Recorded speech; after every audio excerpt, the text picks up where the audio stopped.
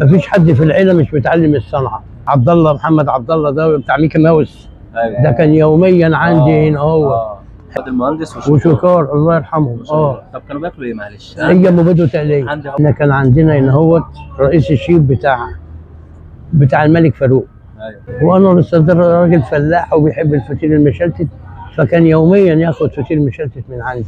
لو اشتغل الفطير بقى جايب لكم قصه قبل لقمه، فاحنا هنسمع القصه من عم الحاج الجميل اللي احنا رايحين له دوت، وهنستمتع باللقمه اللي انا اول مره اجربها في حياتي. قصه كفاح ونجاح بجد مشرفه. قدم فطير من زمان قوي زي ما قال الكتاب. احنا جينا يا مستر بعد الفطار عشان الجو كان زحمه قوي عنده، فاحنا دلوقتي بقى اللي هيجي من هنا كده يا مستر من عند الطشطوشي هيسال عن التوخي هنا هيلاقيه. اي حد هينزل باب الشعريه يقول فين فطاطر التوخي هيدلوه. ويلا بقى نشوف القصه الجميله بتاعت الراجل الطيب ده. مكان قديم قوي قوي قوي قوي قوي اهو محل التوخي. ده الشغل بتاعكم على الخشب. على الخشب. ايه يميز الخشب من الغاز؟ حاجه بتستوي براحتها. تمام. فاهمني؟ غير سوى الغاز مثلا السوا بتاعه ايه اسرع. بتدي طعم طبعا. تفرق عن هي دي اللي احنا برضو مميزين بيها الفطيره اللي هي البيض والتقليه دي. التقليه بيبقى ليها برضو وصفه خاصه كده. طبعا. زي تقليه بالظبط بتستوي برضو على هي نفس النار دي. عليها البيض. بنحط عليها البيض وبهارها.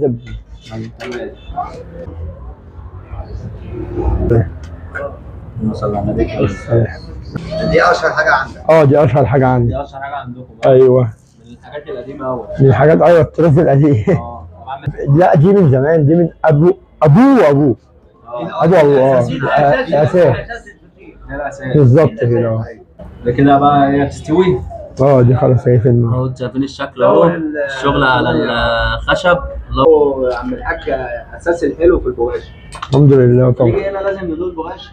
عايز تحرمنا انت؟ لا ما اقدرش احرمك من حاجه يا باشا. دي سمنه. دي سمنه بالظبط. السمنه كده مسيحينها. بتبدا من 25 جنيه. 25 بالظبط. بتوصل ل 40 50 على حسب ما الزبون عايز. ما الزبون لا انا معاه اصلا لو عايزه اكبر هعملها له برضه. كده انت هتدخل بقى الفطيره تستوي. ايوه. بتلاقي سمنه. تستوي بعد كده هتسقسها باللبن بالظبط سكر واللبن.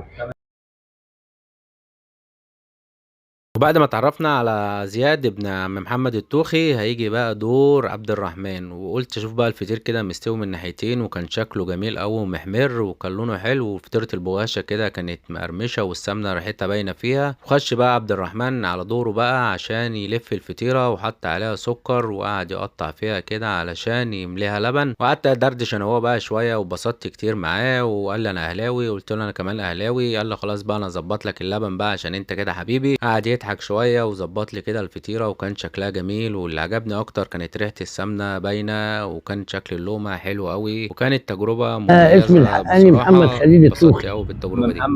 بس الشهره بتاعتي نجيبك مني اتولدت في ايام محمد نجيب لما مسك الثوره هنا. هو عندي 70 سنه. ربنا يديك الصحه. كلها اجمعت ان انت قديم قوي في الحكايه دي. الحمد لله. والله انا واخدها منين؟ أيوة. من والدي، ووالدي واخدها من والده. أيوة. يعني هي اتورثت. تمام. عايزك تكلمني عن الفطيره اللي هي التقليه بالبيض والبغاشه. دول اقدم حاجه. دي اقدم حاجه. هي من قديم الازل، يعني من قبل 1900. ايوه. الشارع دوت زمان كان ضيق وما فيهوش الهلك بتاع العربيات دي، وكان المحل الناحيه الثانيه في الوش كده هو. واحنا لما اتبنت العماره ديت اتبنت سنه 50. والدي خد منها 3 محلات جوه هنا هو. كده كرمنا والحمد لله ماشيه. الحمد لله رب العالمين. وبعدين كلنا متعلمين الصنعه. تمام. مفيش حد في العيله مش متعلم الصنعه. والله الحمد لله رب العالمين. العيله كلها فطاطريه. بس احنا بقى اقدم ناس فيهم، واللي كلهم طلعوا من هنا. كلهم طلعوا من المحل ده. حاجه حببتك في الشغلانه؟ والدي بيشتغل جامد قوي. تمام. وبعدين بالليل وبالنهار، بالليل وبالنهار، بالليل وبالنهار. فانا يعني بقيت احب انزل معاه واشوف بيعمل ايه. طب زمان كان الابهات كمان ما تحبش تاخد ولادها معاها. انا بقى كنت اعيط واعمل وما اعرفش ايه وانزل معاه، ياخدني معاه يجي اقف اقعد معاه اديله ديت، اعمل دي، اسوي دي وبتاع. لغايه لما من الحركه من هنا لهنا ديت بقى ايه، وصلت لنهايه المطاف ان بقيت الحمد لله اسطوره في الشغل.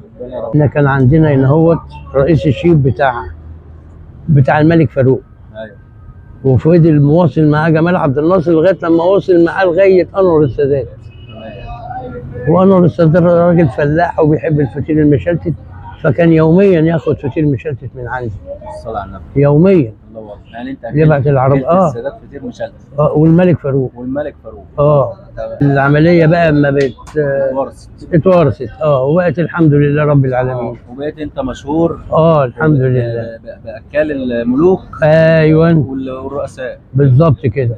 وجمال عبد الناصر كان عندنا في مرجوش هنا، السيسي هو كان المدام بتاعته بتيجي تاخد من عندنا هو لغايه الايام ديت برضه بيبعتوا ياخدوا كتير.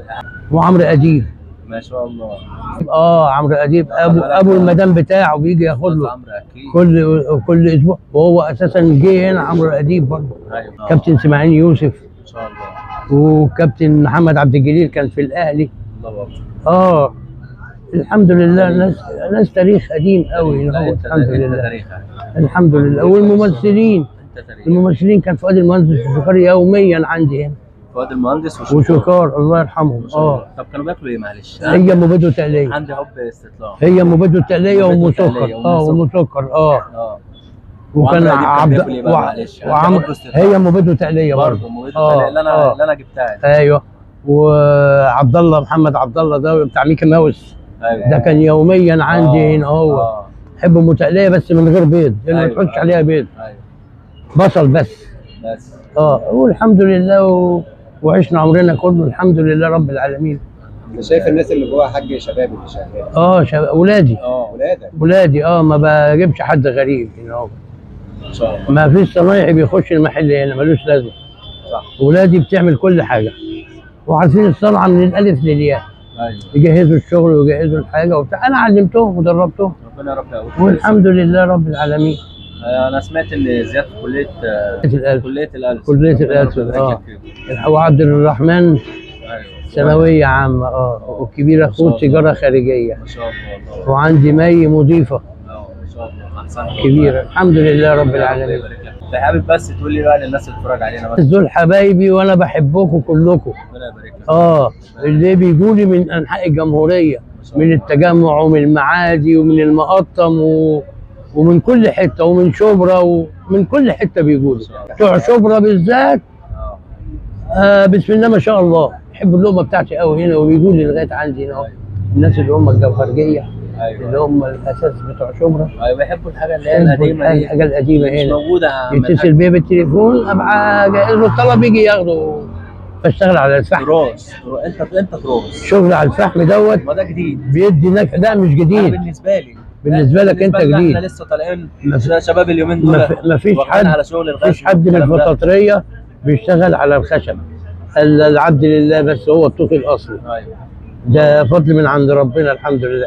يسوي اللقمه حلو ويديها الطعم الجميل. تاكل حاجه مشويه حلوه. والله زبوني حافظ الاسعار بتاعتي وبيجي بيقول لي انا عايز واحده بقد كده واحده بقد كده واحده بقد كده. خلاص حافظ الاسعار. الحمد لله. ربنا يرزقك ويرضيك. اللهم امين يا رب. حلو وقناعه حلوه. الحمد لله رب العالمين. وانت راجل رضا ربنا. طيب. الحمد لله. حاسس كده ان انا قاعد مع راجل مصري اصيل. الحمد لله رب العالمين. الكلمتين الحلوين رجعتنا لايام زمان. اللهم لك الحمد. اللهم لك الحمد. انا اتبسطت قوي قوي قوي بالقعده دي. الحمد لله. يعني ايه، انا لسه ما بدوق الاكل اهو. ان شاء الله. عظمه. اول مره في حياتي ادوق اللي هي الفطيره اللي هي اللهم صل على النبي. هتعجبك قوي.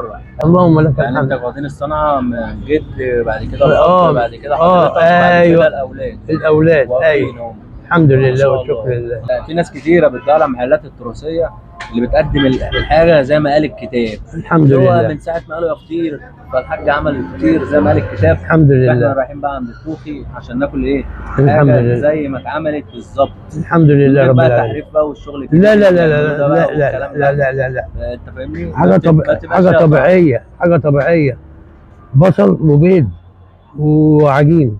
حاجه بعيد عن اي.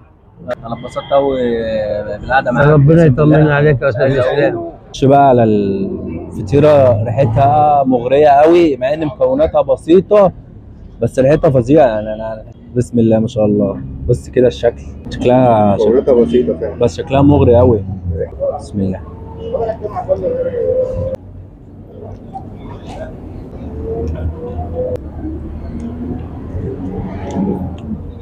تخيلتش بصراحه انها تطلع بالطعم ده. طعمها جميل، طعم السمنه حلو اللي فيها.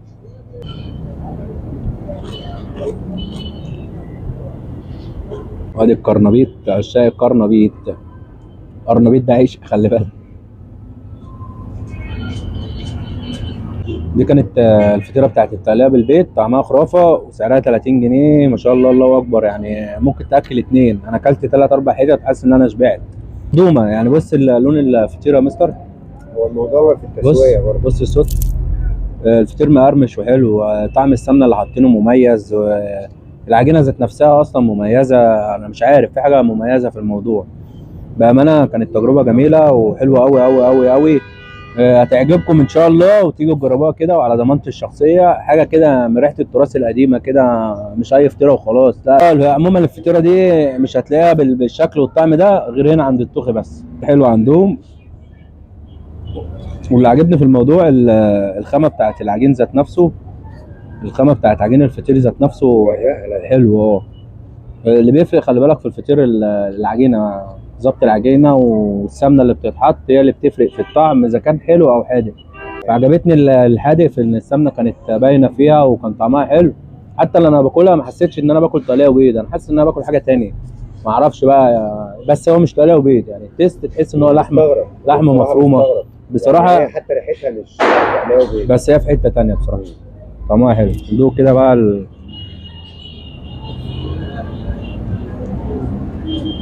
بص بقى البغاشة.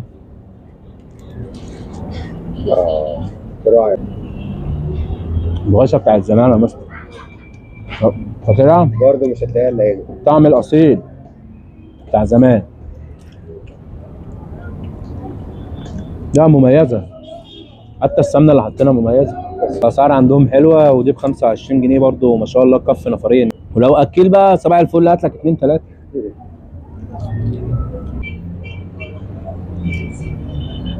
دي كانت بقى تجربتي من عند التوخي، اقدم واحد في باب الشعريه بيعمل فطير زي ما قال الكتاب. اكل ناس كتير قوي، عم الحاج اكل مشاهير، اكل بقى رؤساء ووزراء وناس كتيره، وفي قصه بقى وتاريخ هنسمعها من عم الحاج الجميل. بصراحه انا انبهرت بالموضوع، وكنت حاسس ان الموضوع عادي وهي اي فطير وخلاص، بس بامانه الطعم وداني في حته تانية، الطعم بتاع زمان الاصيل، وهو ده اللي احنا بندور عليه. نجيب لكم حاجه مميزه ولقمه مميزه، وزياده عن كده كمان جايب لك قصه مميزه هنسمعها من عم الحاج.